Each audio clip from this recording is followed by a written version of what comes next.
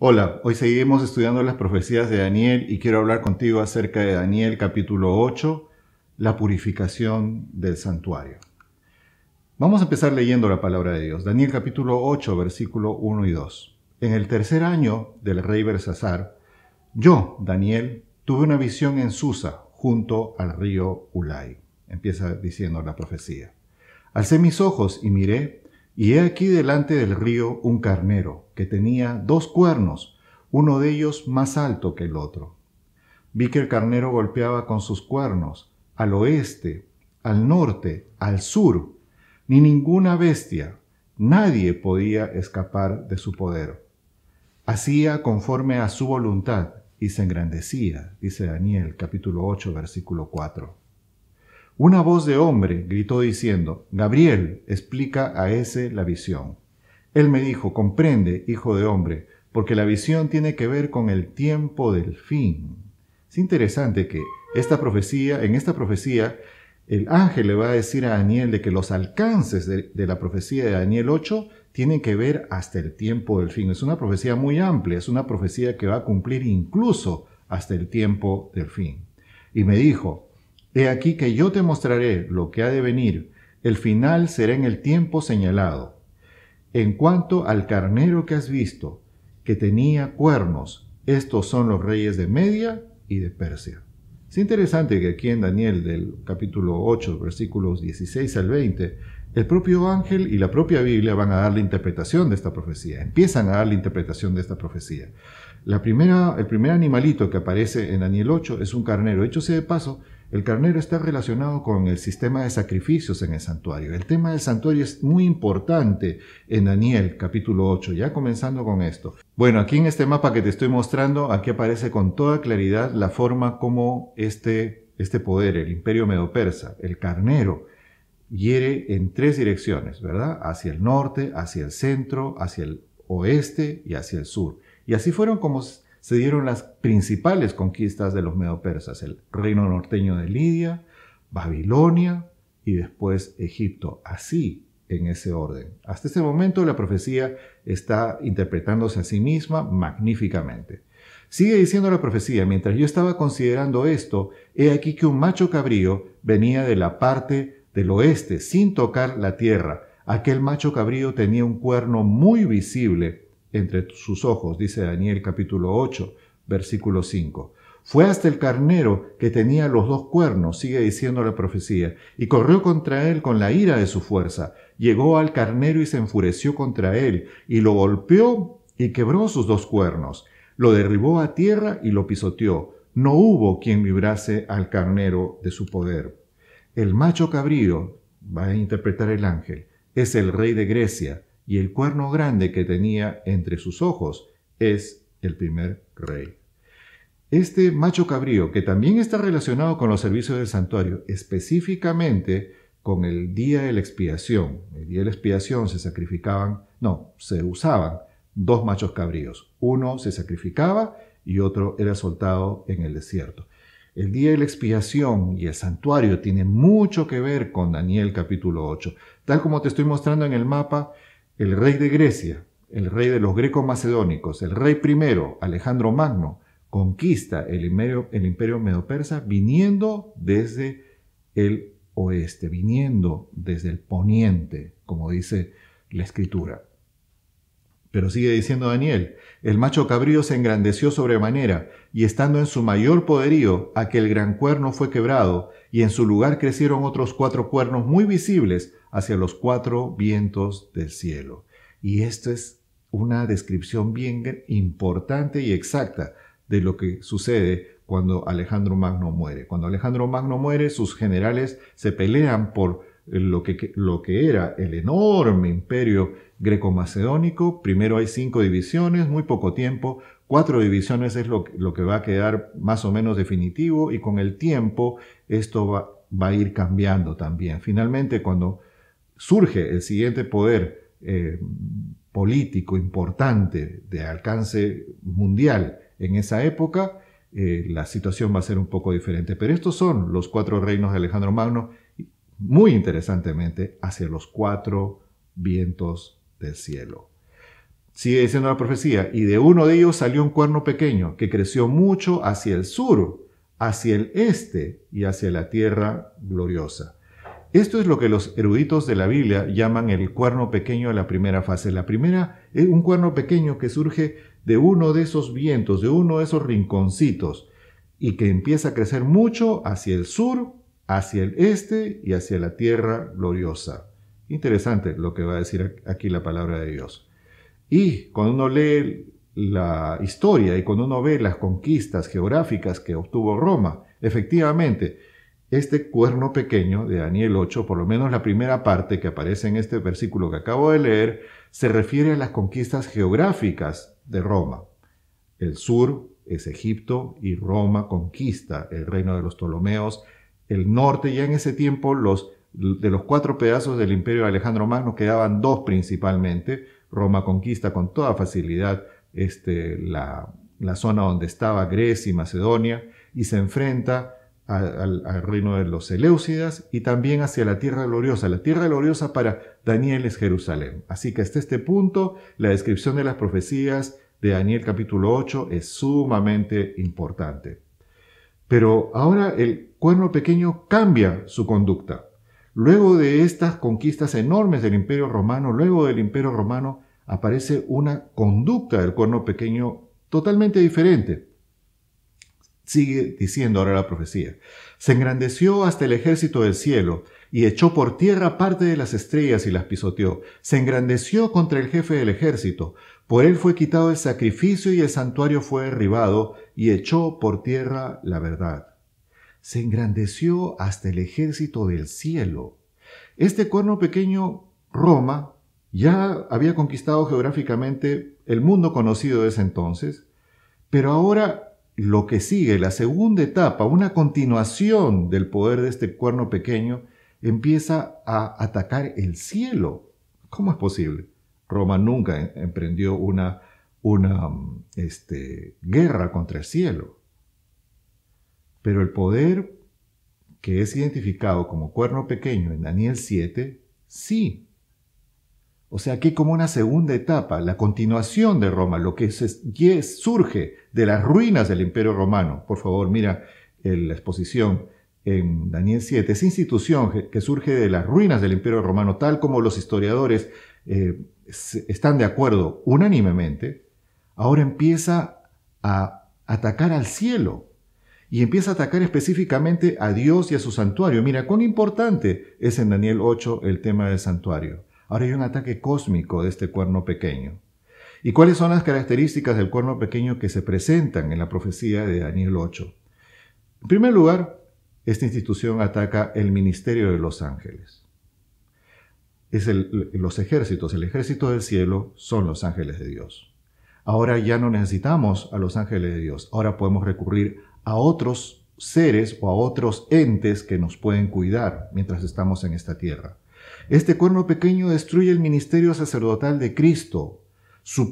Cristo Jesús es un sacerdote. Cristo Jesús es nuestro sumo sacerdote, el único que puede perdonarnos nuestros pecados. Esta institución que surge de las ruinas del Imperio Romano ahora trata de suplantar ese ministerio sacerdotal de Cristo Jesús.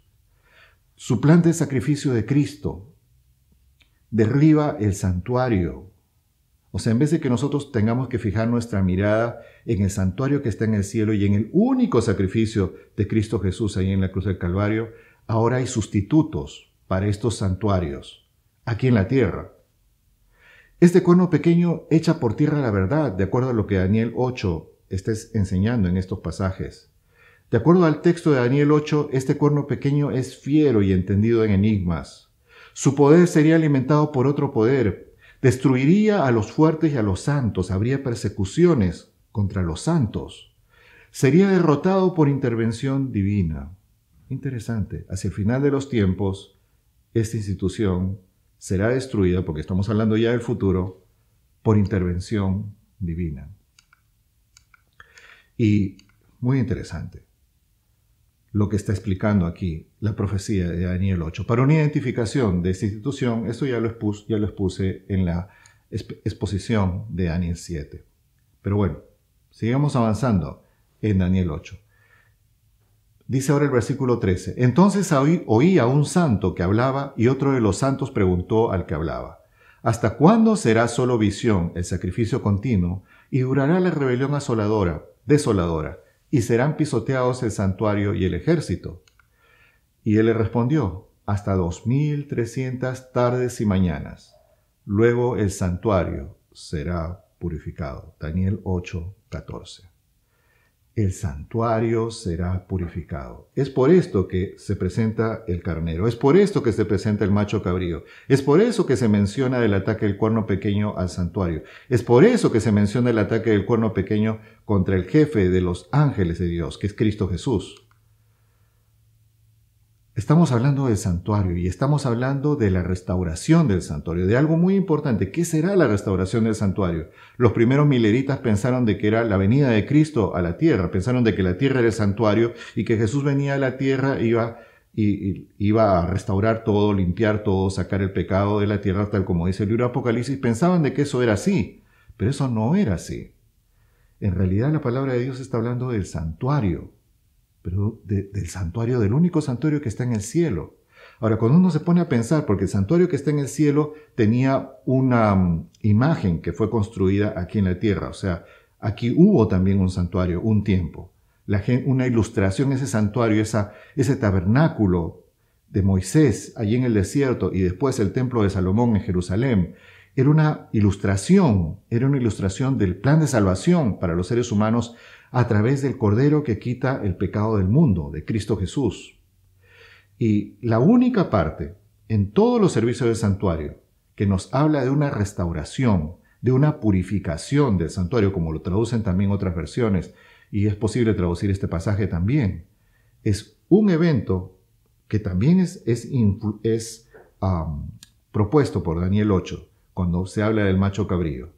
El único momento cuando el carnero y el macho cabrío eran presentados en un solo día es en el día de la expiación. Y mira lo que dice la palabra de Dios en Levíticos capítulo 16, versículo 16, hablando acerca de este día de la expiación.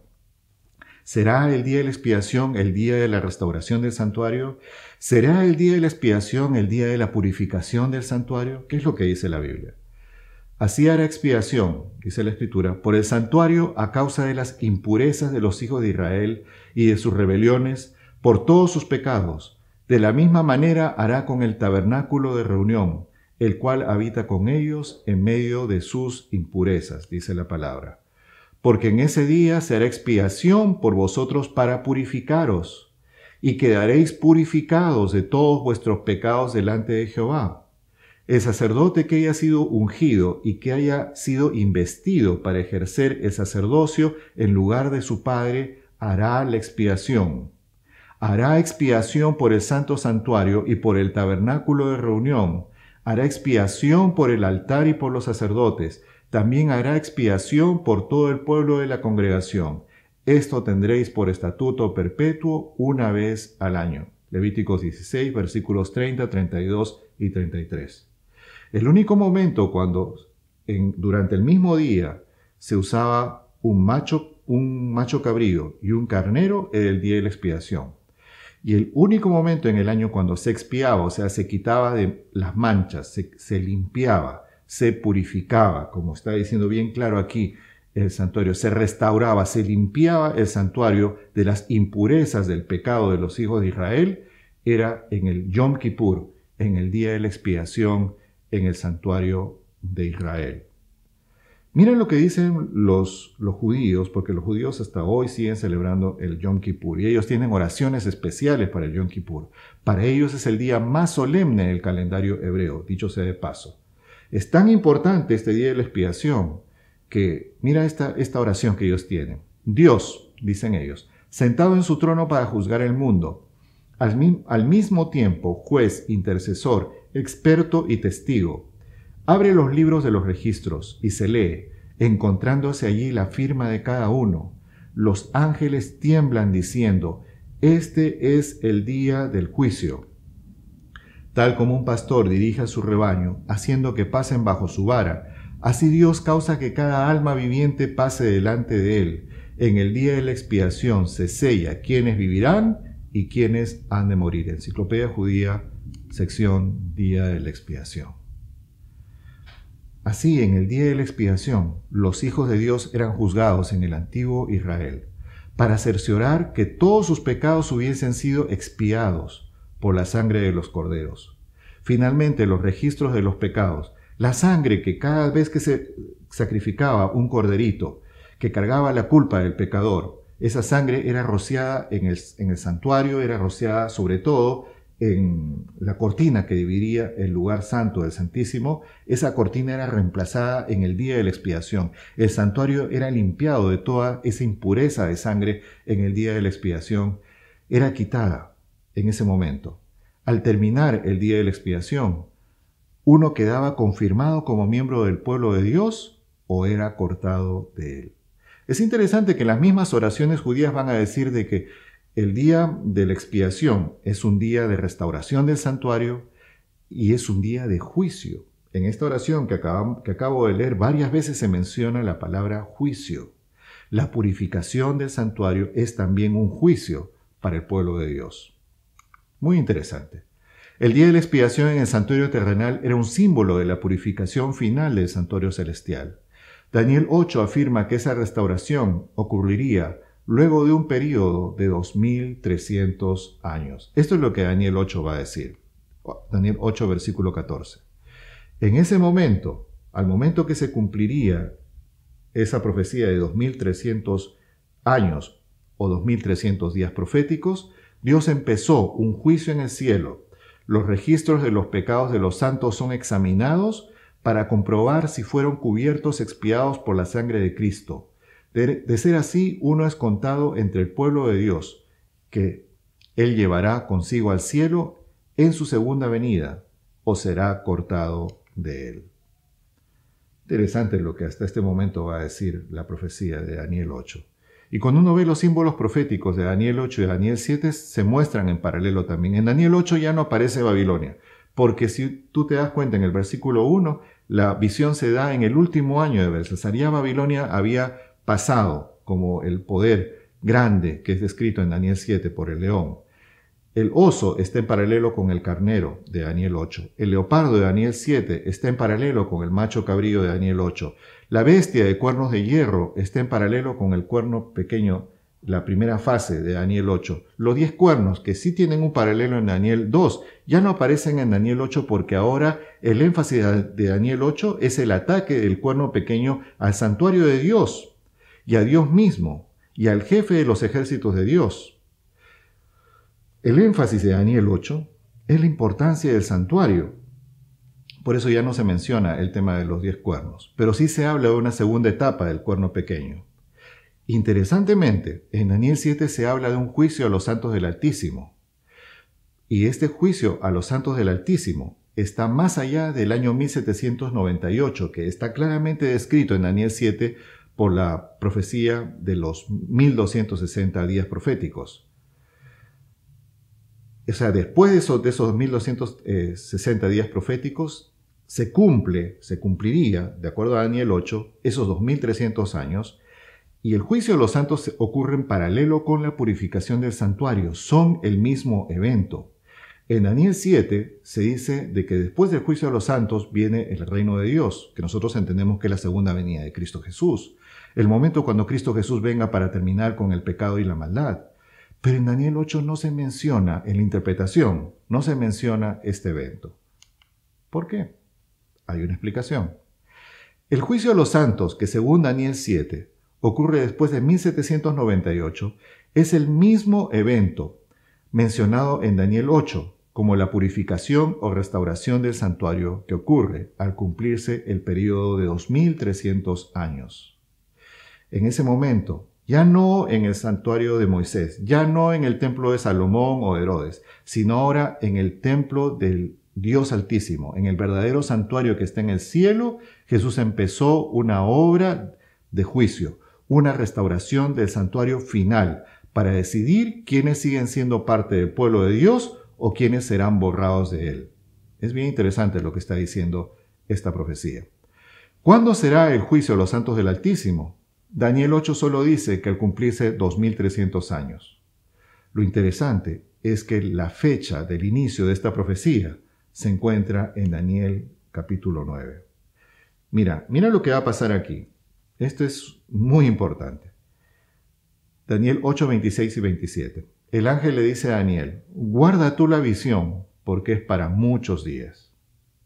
¿Cómo lo habrá visto el ángel a Daniel? La verdad que Daniel va diciendo, si tú lees todo el capítulo 8, Daniel va diciendo, estoy perdiendo la fuerza.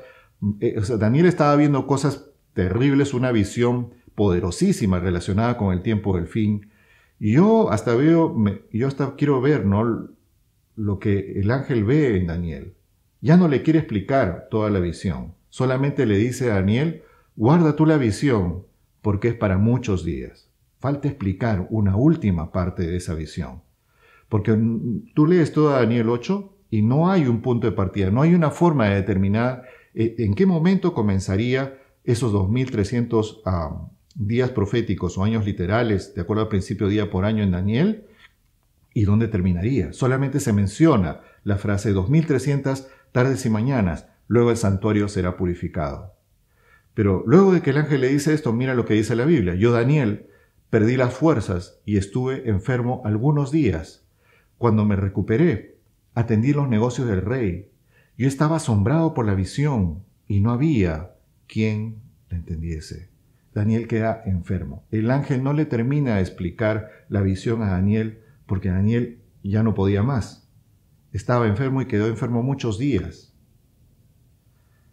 La explicación de la última parte de la visión de Daniel 8 va a venir en Daniel 9. No te pierdas el próximo capítulo de esta serie que estamos estudiando.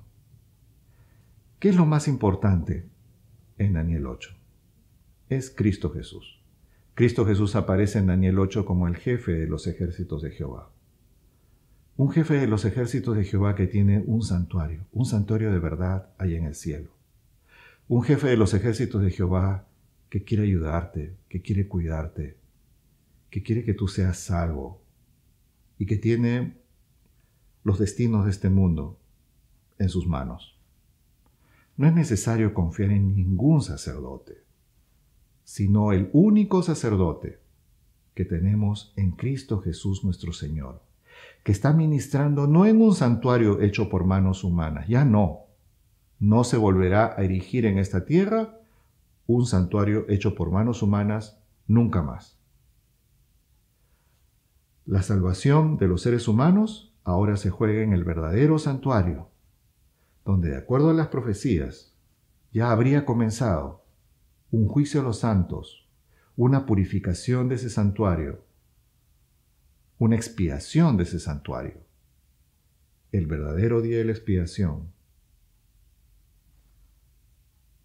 Mi deseo para ti es de que tu vida pueda estar cubierta por la sangre de Cristo Jesús, que podamos confiar en ese abogado, en ese jefe poderoso de los ejércitos de Dios, quien con sus ángeles nos va a cuidar y nos va a mantener hasta el día cuando Él venga por segunda vez. Entrégale tu corazón a Cristo Jesús. Que Dios te bendiga.